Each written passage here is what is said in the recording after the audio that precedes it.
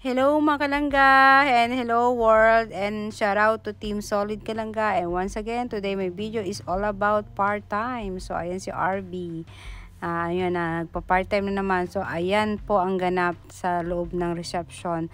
So yan ang ang lugar na pagkakainan at paghalo-haluan ng mga Araba.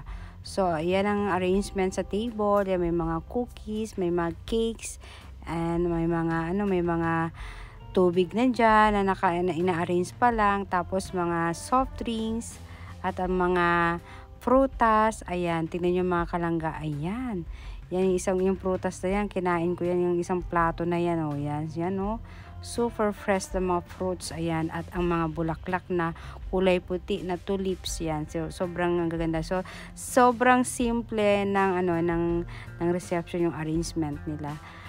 Tingnan nyo mga kalangga, ayan, oh, ang gaganda, oh. So kita nyo mga kalangga, yan yung loob. Diyan magdidisco-disco, magsasayaw ang mga Arabang lady mamaya. So take note pala, ang kasal ng mga Araba is nakahiwalay. Puro babae lang dyan po. Wala pong halong lalaki. So ayan, bago kayo mag-start, syempre, kainan, yan, chismisan, yan.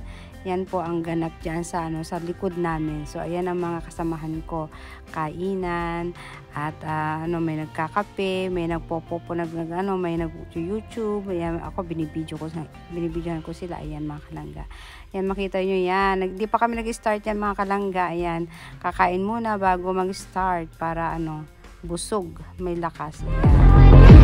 Bye!